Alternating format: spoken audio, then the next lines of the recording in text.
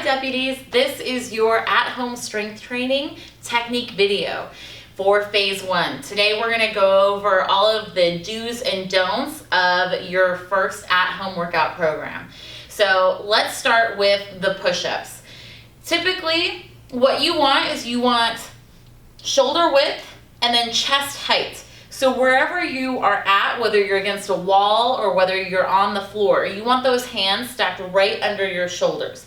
I'm going to demo here on an incline. And the way that I want you to progress this is if you are beginning, I want you on the wall.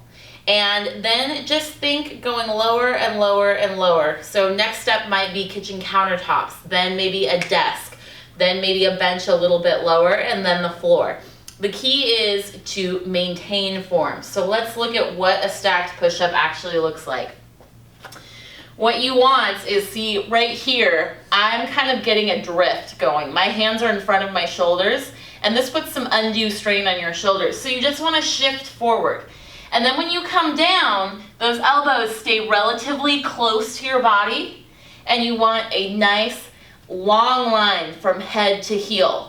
So your abs should be engaged, and think about those back muscles. Use them. Don't let your shoulders roll forward and take the brunt of this. Straighten out, use those shoulder blades, and press out. Now your modification for this move is going to be a chest press. So if you have any type of shoulder injuries or wrist injuries that prevent you from loading up for a push-up, what I want you to do is I want you to do a from the floor chest press. So you're going to grab weights, and it's same position. So elbows are within 45 degrees from your body, and palms are going to face in for this. And you're going to touch down and press up. And I want you to get heavy enough weight here to feel it in your chest, but this prevents you from rolling those shoulders forward in a push-up and protects those shoulder joints. That's modification for exercise 1. Your next exercise is going to be Romanian deadlifts. You may be asking yourself, what is that? It's a great back strengthener and great for your glutes. So if you have a bar, use a bar. If you don't have a bar, use hand weights. Or if you're brand new to this, feel free to not use any weight at all and just work with your body weight. So knees soft, shoulders back. These are two of the most important things that you're going to want to focus on. Keeping those shoulders back and chest open. Hips go back, and you should be able to wiggle those toes so weight is in the posterior part of your body. And then lean forward till you feel a stretch through those hamstrings, and then straighten all the way up.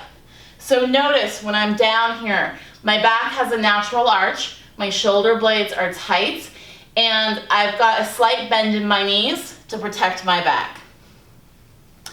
If that hurts your back for any reason, you can nix this exercise completely out of your program. But really focus on getting that stretch and increasing your back engagement there. Next up is going to be a standing row. So if you are at home, you can use a band like this and wrap it around either a door handle or a pole. If you're at the gym and you have cable machines, then what you want to do is get your hands right underneath your shoulders here. And it's a narrow stance.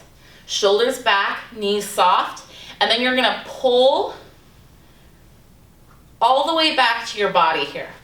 And notice my shoulder blades are back and down.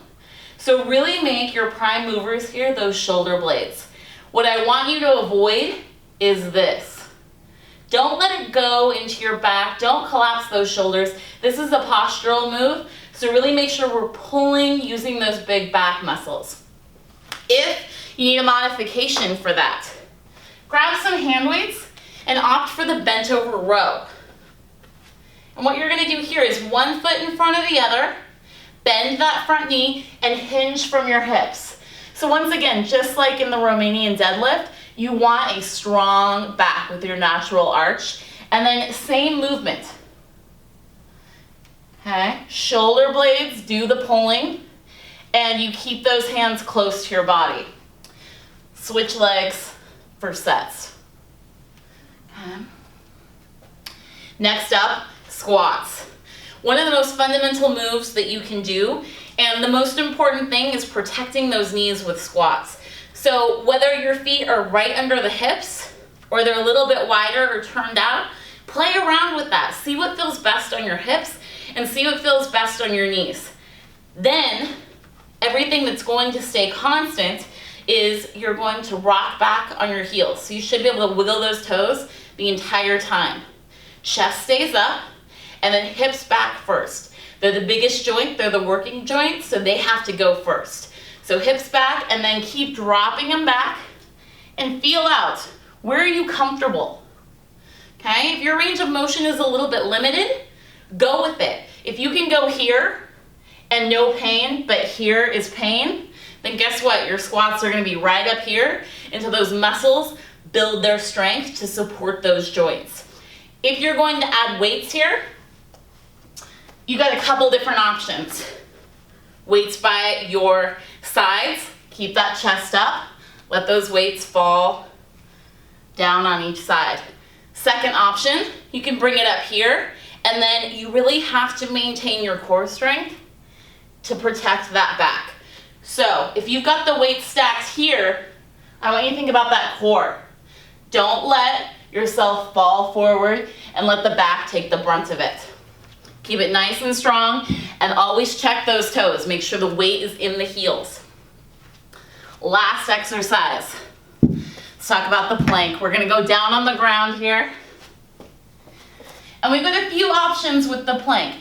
It depends on where you're at, on if you have shoulder injuries, any discomfort, but basically we're gonna set this up so that your shoulders are stacked right over those elbows. Hands are shoulder width apart, or you can clasp your hands. Option one, you're gonna walk back, be on your knees, but I'm nice and straight from head to knees. Second option, up on your toes. And again, nice straight line from head to heels. This is a really intuitive move because if you feel it in your back, you're most likely letting your hips sag. So lift your hips until you feel it in the front here. Right in your abdomen, you'll probably feel it in your lower abdomen, and then hold. We're going for time here. So start out at 15 seconds, then work your way up. Goal is a minute. You can also work it the same way with push-ups, where we do incline and then go lower and lower. So that's your technique for strength training phase one. Keep up the good work, and if you have any questions, always email us or ask us in class.